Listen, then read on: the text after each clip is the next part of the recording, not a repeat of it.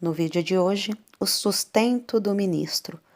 O texto Não ligarás a boca ao boi que debulha foi escrito pelo pastor João Pereira de Andrade Silva e publicado no jornal Mensageiro da Paz em agosto de 1976. Seja bem-vindo ao Diário Pentecostal Historiando, análise histórica e crítica sobre o movimento pentecostal brasileiro. Se inscreva no canal e siga nossas redes sociais. O povo que não conhece a sua história está condenado a repeti-la. Depois que a rebelião de Coré, Datã e Abirão fora vencida e os cabeças dominados pela presença e glória de Deus, surgiu a questão da autenticidade ou não do exercício do sacerdote de que estavam investidos Arão e seus filhos. Por ordem do Senhor, Moisés determinou que fossem recolhidas 12 varas, incluindo a de Arão, pela sua tribo. Como sabemos, o Senhor confirmou o ministério de Arão, fazendo que sua vara florescesse e produzisse frutos. Com esta prova, ficara confirmada a autenticidade e legalidade do sacerdote, pois Arão não se ofereceu, mas foi escolhido pelo Senhor.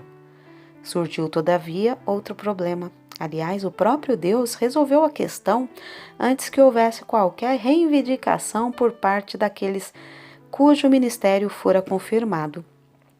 E o problema resolvido dizia respeito diretamente à parte material ou necessidades naturais daqueles sacerdotes, ministros do Senhor. Era o sustento dos sacerdotes e suas casas ou famílias. Eram escolhidos pelo Senhor para ministrar no altar, mas precisavam comer e suas famílias também. Lemos no livro de Números o seguinte: também isto será teu, a oferta alçada dos teus dons, com todas as ofertas movidas dos filhos de Israel. A ti, a teus filhos e a tuas filhas contigo as tenho dado por estatuto perpétuo. Todo o que estiver limpo na tua casa as comerás, todo o melhor do azeite e todo o melhor do mosto e do grão. As primícias que derem ao Senhor as tenho dado a ti. Números 18, 11 e 12. No cristianismo, inclusive em nossos tempos, igrejas têm encontrado dificuldade para solucionar esta questão, tanto no sentido do sustento dos ministros, como para conseguir recursos que atendam a diversos fins. E daí as quermesses, os leilões, os roda-pratos, as listas de contribuições e livros de ouro. Entanto, a questão principal de que pretendemos falar é o sustento ou remuneração de obreiros, daqueles que foram chamados para exercer o ministério. Em muitas igrejas, há os avarentos que sempre discordam que o servo de Deus, o homem que vive no altar e para o altar, receba suficiente e tenha para si e sua família, embora as igrejas disponham até de reservas em bancos. Muitos obreiros, pastores, etc., vivem gemendo, passando necessidade e endividados porque são mantidos com salário de fome. Ressalte-se que isso sucede muitas vezes porque 2 ou 3 avarentos que controlam as finanças da igreja impedem que o homem de Deus, dedicado e aprovado, receba suficiente para si e sua família. É interessante que voltemos aos fatos ocorridos após a rebelião de Coré e seus acólitos. Os sacerdotes, por dispositivos implícitos e explícitos na lei de Moisés ou no livro de Levítico, tinham já o sustento necessário.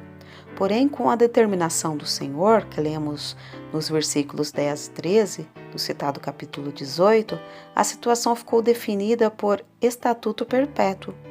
Em nossos tempos, muitos ministérios lutam com dificuldade para conseguir normalizar essa situação. Diga-se de passagem que não são as igrejas as culpadas, mas algumas pessoas, quase sempre integrantes do ministério local. Não advogamos o princípio de que os que são chamados ou sentem a vocação divina de início sejam logo admitidos com salários poupudos, sem que tenham demonstrado a aprovação de Deus, apresentando frutos no seu ministério. E provem ainda que de fato são chamados e estão dispostos a se sacrificarem pela obra de Deus, dando um passo de fé, a fim de que saibam que a função ministerial pastoral nas igrejas não é emprego de salário, nem aquele que o exerce adquire direitos na forma que a lei precetua, como previsto na CLT, porque o ministério não é emprego, é dom de Deus, é chamada divina. Se alguns têm laborado em erros, negociando igrejas, tirando dinheiro do povo, não irão muito longe. Deus os tira e, às vezes, as autoridades são usadas para retirar de circulação esses inescrupulosos, a fim de que os verdadeiros ministros do altar divinamente vocacionados não sejam confundidos com mercenários. E pela graça de nosso Senhor Jesus Cristo, podemos dizer que, em regra geral, o ministério é constituído de verdadeiros servos de Deus. É um assunto muito sério, mas a verdade deve ser dita, a fim de que os que estão de fora saibam que os ministérios que possuem uma tradição de responsabilidade espiritual e moral não são coniventes com fatos ou procedimentos desabonadores, que as igrejas pentecostais, ou não, que têm a sua linha espiritual e modus operandi alicerçados nas páginas aurifulgentes das Sagradas Escrituras, não devem ser confundidas com certos teudas que se levantam por aí, conspurcando o nome respeitável do evangelismo nacional e particularmente das Assembleias de Deus. Voltemos, porém, ao sustento dos obreiros. O apóstolo São Paulo diz: digno é o obreiro de seu salário. Portanto, o homem de Deus, provado e dedicado, é digno do seu salário. Entenda-se, todavia, que salário aqui não tem a significação somente de remuneração por serviço prestado, porque as igrejas não são para o seu pastor ou pastores nenhuma firma empregadora, e o serviço a ela prestado não o é aos homens, mas a Deus, que o chamou e o preparou pelo seu Espírito Santo. Por essa razão, o homem de Deus, no exercício do seu ministério diante do Senhor, deve receber espórtulas que cubram as suas necessidades e representação, e glorifiquem a Deus e enalteçam a Igreja. Com respeito à obra missionária, em muitos casos, a situação é mais grave. Alguns ministérios enviam missionários a países estrangeiros, mas não lhes dão a cobertura financeira necessária, chegando ao ponto de enviar $100 para sustento do missionário e família. O apóstolo São Paulo, na Epístola 1 aos Coríntios, diz: não temos nós direito de comer e de beber? Porém, os avarentos argumentam que no princípio não era assim, que os saudosos missionários Gunnar Wingren e Daniel Berg vieram pela fé. Realmente, eles vieram pela fé. Eles e muitos outros têm vindo ou saído pela fé. Mas essa é uma fase probatória que pertence ao Espírito Santo encorajar e conduzir aqueles que são chamados. No entanto, após essa prova, aquele que é chamado se torna digno de sustento compensador de seus esforços despendidos na obra de Deus. Porém, o mesmo apóstolo continua: porque na lei de Moisés está escrito: não atarás a boca ao boi que trilha o grão. Porventura tem Deus cuidado dos bois? Ou não diz certamente por nós, os obreiros, nesta dispensação está escrito: porque o que lavra deve lavrar com esperança, e o que debulha deve debulhar com esperança. Se nós semeamos as coisas espirituais, será muito que de vós recolhamos as carnais? 1 Coríntios 9, versículos 4 e do 9 ao 11. A objetividade dessas citações dispensam comentários. O sustento é lícito. Por isso, o obreiro de Deus deve ser bem sustentado. Deus se agrada. A igreja e o ministério local que cuidam bem do seu pastor ou obreiro são espiritualmente sadios e felizes.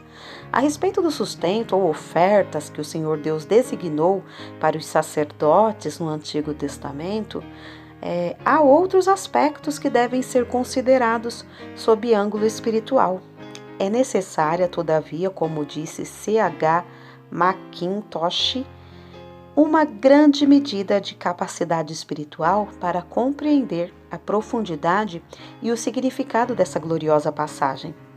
Comer as expiações do pecado ou as expiações da culpa é, em figura, identificar-se com o pecado ou culpa de outrem. Isto é trabalho santo. Não é qualquer que pode, em espírito, identificar-se com o pecado do seu irmão. Fazê-lo está fora de discussão ou possibilidade do homem.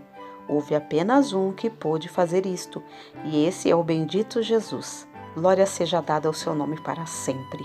E ele o fez perfeitamente. Precisamos estar muito perto de Jesus Cristo para podermos compreender o significado e a aplicação espiritual de tudo isso. Que todos os santos de Deus e todos os servos de Jesus Cristo, em todo lugar, apliquem os seus corações sinceramente à consideração e entendimento destas coisas, tanto sob o sentido espiritual como material.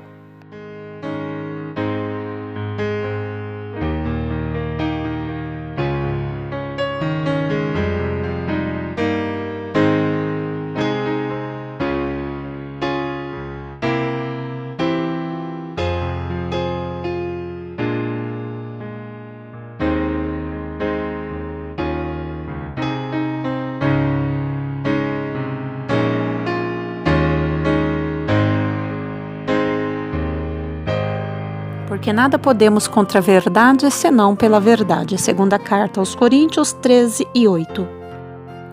Se você gostou do conteúdo deste vídeo, se inscreva no canal, deixe o seu joinha, compartilhe e ative o sininho para receber do YouTube as notificações dos novos vídeos.